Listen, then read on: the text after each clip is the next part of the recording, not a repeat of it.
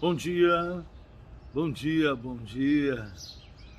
Bom dia a todos os nossos irmãos, todas as nossas irmãs. Estou eu aqui mais uma vez com nossos pássaros cantando aqui de manhã e já saudando um bom dia que nós teremos hoje.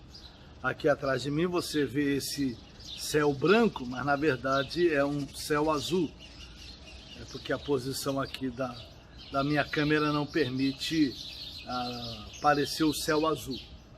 Mas os pássaros estão hoje bastante animados aqui para dar bom dia a vocês e junto comigo saudar a esse dia abençoado que vai ser mais um dia de muito calor.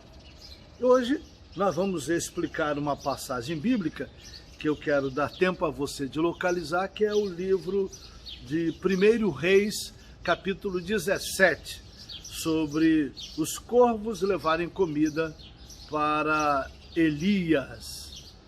Se você ainda não está inscrito no canal, se inscreve aí, okay? Compartilha, dá o seu joinha, o seu like, né?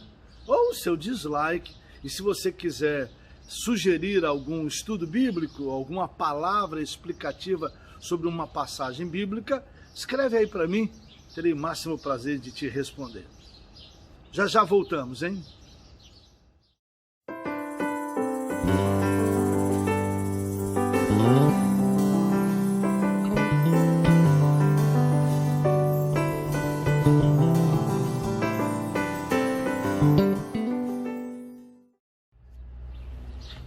Muito bem, estamos de volta aqui e eu quero este dia de hoje compartilhar com você uma passagem bíblica muito interessante, que é a passagem do primeiro livro dos Reis, capítulo 17, quando Elias prediz que não vai chover, mas Deus envia corvos para alimentá-lo. Olha que interessante.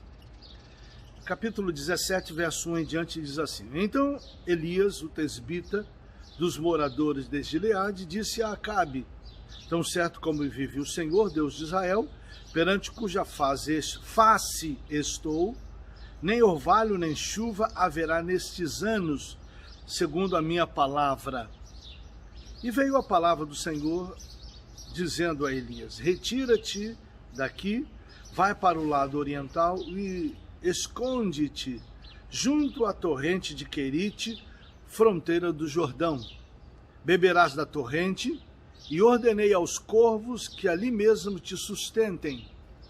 Foi, pois, e fez segundo a palavra do Senhor. Retirou-se e habitou junto à torrente de Querite, fronteira ao Jordão. Os corvos lhe traziam pela manhã pão e carne, como também pão e carne ao anoitecer, e bebia da torrente. Mas passados dias, a torrente secou, porque não chovia sobre a terra. Essa passagem ela é bastante interessante.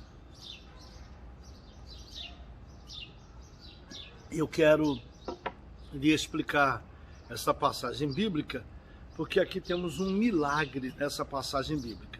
Algumas delas eu já expliquei em algumas mensagens que já preguei na igreja e mensagens que transmiti aos membros da igreja durante uma determinada data especial ou coisa parecida. Esse texto não é novo para alguns, especialmente alguns que já me ouviram. Mas eu estou relembrando porque muitas das vezes eu estou pregando e determinadas passagens bíblicas passam batido pelos irmãos, eles não se dão conta do que eu expliquei. Nessa passagem, o fato mais interessante e emblemático é a razão da minha explicação a você, porque nesse texto Deus ordena que os corvos alimentem Elias. Existem duas ou três possibilidades dentro dessa passagem, mas a primeira que eu quero destacar a você, que é a principal, se refere ao costume dos corvos. De acordo com o estudo sobre o comportamento desses pássaros, eles são muito interessantes, porque esse pássaro ele é muito inteligente. E ele tem o costume de esconder seus alimentos. Ele tem um jeito muito interessante de lidar com os seus concorrentes para, vamos dizer assim, esconder comida dos seus concorrentes. Então muitas das vezes, o corvo, ele finge estar levando comida para um determinado lugar, alimento para um determinado lugar, e quando os seus semelhantes ou os seus adversários não estão vendo, ele esconde em outro lugar. Então ele parece que levou o alimento para um lugar, mas na verdade depois ele pega e guarda em outro lugar. Ele tem essa estratégia, o corvo. Ele é uma espécie de ilusionista com relação às coisas que ele faz para esconder a comida dos que podem pedir para ele dividir, que ele não gosta de dividir. E esse é um fato muito interessante. Às vezes o corvo tem dificuldade de dividir, inclusive comida com sua prole. Muito interessante esse fato. Hoje aqui pela manhã temos uma visitação, você está vendo ali, ó? Visitação de alguns aviões que chegam aqui perto da minha casa, onde eu gravo para você. O fato interessante nessa passagem é exatamente isso. E aqui tem uma explicação. Número 1, quando Deus disse que ordenou que os corvos alimentem, claro, vamos entender que Deus está gerando uma estratégia para que Elias não fique passando fome. Olha que a água acabou, porque não chovia, mas não faltou carne nem pão para Elias. Por quê? Das duas, uma. Ou os corvos iam esconder comida num determinado lugar, e aqui nesse texto, Elias vai para uma caverna. Sim, o texto nos fala sobre isso. E nessa caverna, possivelmente, os corvos iam ali esconder alimento para depois buscar. E acontece que Elias tomou conhecimento da parte de Deus onde estava aquilo. Número 2, é o fato mais emblemático, é que os corvos iam realmente levar alimento para Elias especificamente. Eu prefiro acreditar que os corvos, na intenção de esconder o alimento, na verdade estavam seguindo um propósito de Deus, que era alimentar Elias. Mas a coisa mais interessante nesse texto bíblico não descreve necessariamente essa ação dos corvos.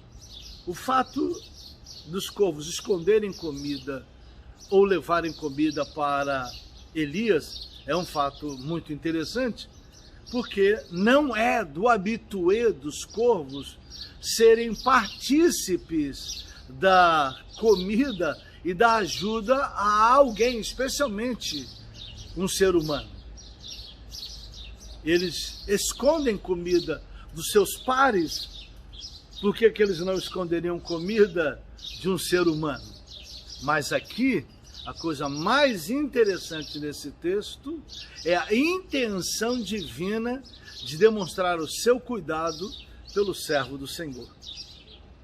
Porque quando Deus quer realizar algo, não importa, Deus se vale de qualquer propósito da natureza para cuidar dos seus.